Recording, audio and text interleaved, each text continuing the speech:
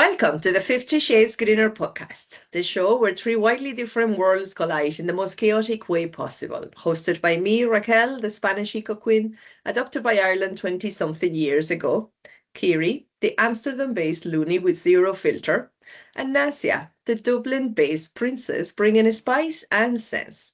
We're here to unpack culture, identity, sustainability, and all the madness in between. Three women, three backgrounds, one microphone, and absolutely no filters. So let's begin.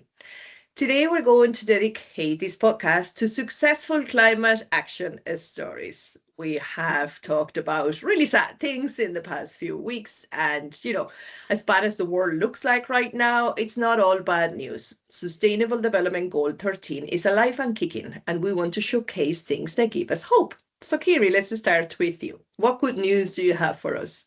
Yeah, I think it's not so much good news as I want to set the stage for just a little bit of lightheartedness and give a little bit of background to some good news. So I think us as humans, of course, we have our conscious, we have the ability to recognize that our actions have an impact on the world and other species and plants and everything that is around us.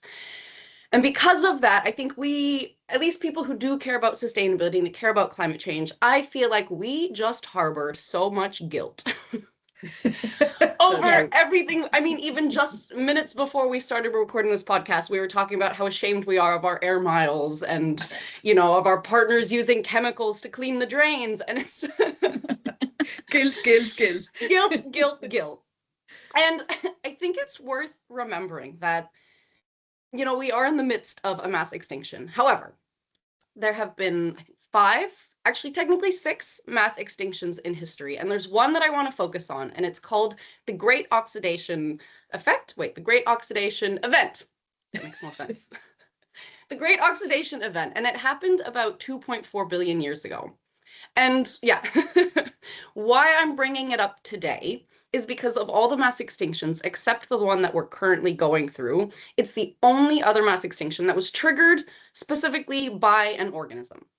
So currently we can say that this mass extinction is happening because of us humans. Mm-hmm. That is, I think, fair to say. Yeah, we are organisms, no? We are organisms, exactly. Yeah, we are animals on this planet. We are organisms, and yes, we're causing animals. Literally, just animals, just mammals, hairless monkeys running around. And because we're causing this mass extinction, we have, again, the guilt. Yeah. But the Great Oxidation Event, and why I bring it up is because this was another mass extinction that was caused by an organism. So it was caused by cyanobacteria, which is a blue-green algae, and basically they were the first ones to learn how to photosynthesize. So at the time, the atmosphere was mostly carbon dioxide, and all the organisms that lived in it used carbon dioxide. That's what they respired.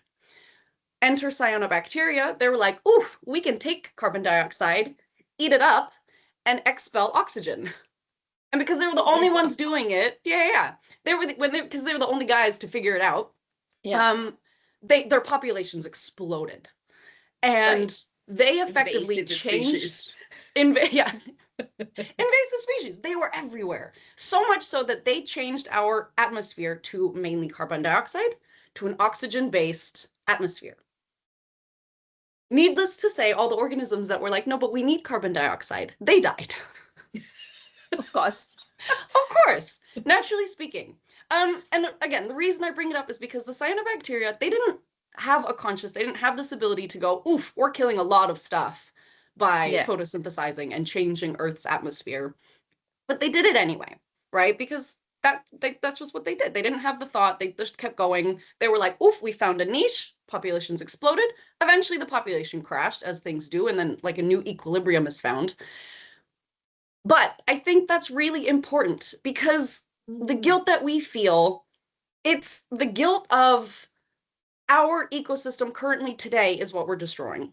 Yes, we are. That sucks, right? I'm a scuba diver. I love coral reefs. I hate seeing them die.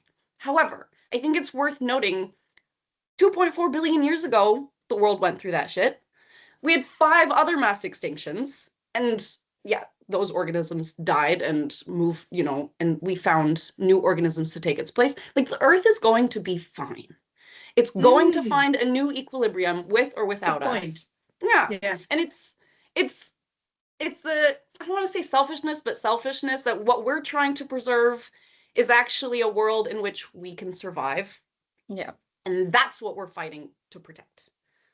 But if you I recognize, find this fascinating, Kiri, Yeah. because I actually didn't know about this, and it's sure we're doing the same thing as this bacteria is doing, Yeah. really, we as found a niche, such, we you made know, it work and for us. they Yeah. had excuse. I mean, they had no brain, or We do do. they? Do we? But we should know better, shouldn't we? Yeah. You would think, you know, aren't we the most intelligent species in the planet? Yeah. don't We know beat better. the apes to get here, so I'm assuming we have more gray matter than them. But we're as stupid as the bacteria. Yeah. Back I called us 2.5 bacteria in billion the years last ago. Exactly. podcast. We're God, just this is- bacteria. Exactly. Nazia said it. Yeah. I find this fascinating, Kiri. Thank you Yeah. for bringing that Yeah. up. Wow. And it's just, it's not to say that we shouldn't care, right? We should Yeah. make our efforts, we should do the things, but that guilt that we harbor over every Mhm. last thing, sometimes just remind yourself, I'm just a big walking bacteria and I'm doing the best I can. That's the takeaway. That's the takeaway. I think, yeah, no, I think it's very important to sort of hone in on that guilt. You know, not everybody feels that guilt, first of all. You know, there is a few people that do, a few people that don't. Yeah. I think for us that do feel the guilt, you know, I think we just need to remind ourselves again, we're only a small part of a massive ecosystem of another 8 billion people, and that, you know, one person alone cannot change the world. However, a lot of individuals' behaviors changing slightly. You know, we don't need to be perfect. We can be imperfect. But a lot of collective climate action and reducing our impact, whatever we can, definitely does make a difference in the long run. And I think sometimes that feeling of despair makes you not want to do something because there is no point. And I think it's very important that we remember, yes, there is something we can all do. And it reminds me of a statement I've heard from a very young climate activist in Australia, where she says, climate change is not your responsibility because it's outside of your control. What's your responsibility are all the things within your control. And I always found that really powerful because it kind of reminds us all that we have the power to do better within our own lives. And the ways that's where that guilt comes from, I feel. But we need to replace guilt with empowerment and remember all the good things that we are doing. And, you know, to any of our audience, every small thing you do that is good for the planet is well worth it. So yeah, that's my 2 cents on that guilt. Yeah. I fully agree. It's again, the world's going to be okay. It's going to look very different, but while we're here, there's so much beauty to enjoy. There's so much nature. There's so many animals. That's worth making changes for. That's worth making your own homemade multi-purpose cleaner from vinegar and lemon rinds. Like, yeah. We need to do a podcast with all those little sustainable living tips. But let's just stick to climate actions today. Nasia, what good news do you have for us around the world? Yes, so I'm currently recording this podcast from India, so I thought I'd pick up some success stories from India. I came across this engineer.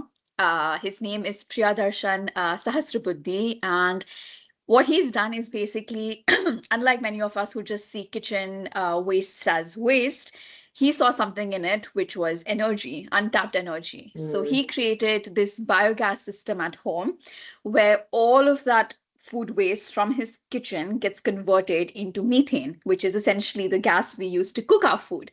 And of course, this is not only allowed him to save LPG, which is of course, as you know, in crisis mode already, but he's also converting that food waste into something extremely useful. And I also read that the leftover slurry from the biogas system is then used as the fertilizer for plants. So in effect, he's just designed something which is very circular. He's using every bits of the scrap that he can to his advantage without necessarily relying on any external energy resource. So he's completely cut out LPG in that sense. And then there was another success story from Bengaluru, which is a city in the south of India, where this couple has basically designed a house that operates without any gas, without any electricity and without any municipal water. Oh, Okay, so Jesus. yeah, it was crazy. So they've built this house out of mud and completely natural materials. It uses, I believe, something which basically keeps the house very not very warm, not very cold, so they don't. Insulated. Yeah, and there's no air conditioning required. There's no fans. Completely natural. They've got natural light for the daytime. A very self-sufficient system, and both these stories basically just inspired me to think that if only, like you said, that we make those daily choices where we're putting the planet and the environment before our needs and arriving at that equilibrium, where you're saying, okay, I'm taking some bits of the natural resources that I can, but I'm not exploiting them, right? I think that's where we need to move away from our bacteria-like existence to the human-like existence we should be living in, that we're conscious beings, that we're completely aware, that we call it, a spade, and we realize that we're living at a time in a world which is grappling to meet energy demands and energy needs. And if the ones who are privileged enough, like us, can make those choices to live more sustainably, it's a success, So one person, yes, is making a difference daily, but if all the 8 billion people on this planet start Same. making that difference, Yeah. that's the success we need. Yeah, absolutely. Actually, I really like this innovation is what we could call, of this person using the food waste for producing cooking gas. There is a company here in the west of Ireland in Cork that's done the same. They created what they call an egg. It's called My Goog.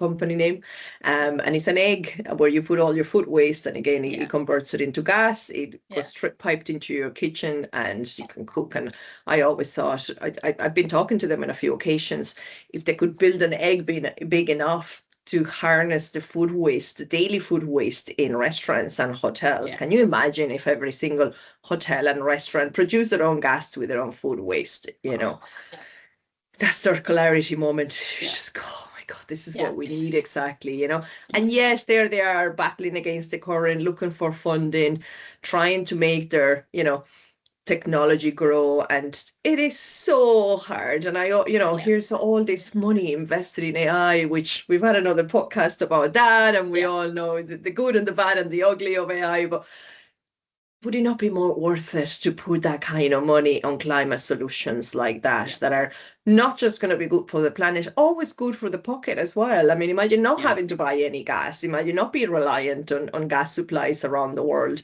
I mean, and sure, with food waste, you also have to pay for your food waste to be taken away. Exactly. So if you can actually use that, not pay for that food waste collection, and use it to make energy, to me, it's a no-brainer. And every household should be fitted with one of those, and every hotel, restaurant, every hospitality business should too. So really good stories, Nas. I just want to add there that I genuinely feel that nature in itself has all the energy that we will ever need. And, we just need to understand how to make it work for us, and I think basic principles of physics and chemistry can come to your rescue. I am not an expert, so I'm going to reach out to an expert to help me figure that bit out. But I genuinely think that the solution lies in nature itself. And if we just look for the right, resources, and we come together and help each other out, we'll be fine. Like you said, we don't have to rely on external energy resources. We were never meant to live like that, where we were dependent on a supplier to give us light in our house. We've got the sun. Come on, we can make use of it, So just learning to live better. Yeah, absolutely. Completely agree. So while we're on the energy subject, I have some good news as well. So according to, I can never pronounce, is it Reuters? Do you know the international news agency? How do you pronounce it? I believe it's the latter. I say routers. Now overthinking it. Routers. Anyways, you all know what I'm talking about. According to Reuters, The world added a record amount of renewable energy recently. We're talking about 580 gigawatts in one single year from renewables. So that's massive. Yeah. However, it's still a bit like going to the gym once and expecting to have abs. Our reliance on fossil fuels is still alive and kicking. It's actually a joke. And we can actually see it now, with our own eyes, the economic consequences due to the illegal war against Iran of the last month. However, Spain has entered the chat. I am so proud of Spain and Pedro Sanchez. He should be the president of the world. Spain is quietly becoming that overachiever in the group project, generating over 55% of its electricity from renewables currently and aiming for 80% by 2030. In March this year, they broke a new record where their country was powered 100% by renewables for an entire day. Wow. Meanwhile, the rest of us are still arguing that we need to turn off the lights. And I guess, renewables in Spain are now actually reducing the impact of expensive fossil fuels on energy prices. So this is what we've been saying for years at 50 Shades Greener, that clean energy isn't just good for the planet anymore. They have become the smart financial decision, which is honestly the only way humans are ever going to commit to renewables, let's face it. Unless our economy is hit, we will never start this process properly. So we're making progress. We're just doing it in a very human way, slightly late and slightly chaotic, but somehow we can still call it progress. So yeah, I'm very proud of Spain and Pedro Sanchez. Yeah, that's amazing. That is really good news. He's making so many good decisions. I really admire his ability really to stand for what's right and for what's good for the masses, rather than what's good for the economy right now or what's good for a few. So yeah, I think that's an amazing news story. Yeah, that's great, especially because energy nowadays has become so politicized as well. Yeah. So this isn't great news, and I could fact check, but just earlier this morning, I overheard my partner talking about how, because energy is so politicized, for example, in Netherlands, they're pushing for more solar because it's like the hot trending topic. We don't have that much sun. We have wind. We have so much wind. And because that's not the hot trending thing to do, even though we've got so much wind, we have so much space for wind power, it's all about solar. And I'm just thinking, it's renewable, great. Gosh. Like you said, we're going about it in a human way. Yeah. It's progress. Yeah. So I think that's a good place to leave it. And I think it's fair to say that climate action is not dead. It's just not trending right now, really. But it will. It will. It will. And it's important to bring out like these success stories to life, because there are people making a difference, So just maybe in every podcast we should bring a nice good story at the end, because sometimes I think so too. to try and fight that despair, and just remember the empowerment of the good things that are happening. Yeah, and try not to feel guilty. You're a big bacteria. Try not to feel guilty. Just appreciate nature and try to give back to it a little bit in some way, shape, or form. Great place to leave it. Ladies, we'll see you next week. Thank you. Bye. Thank you.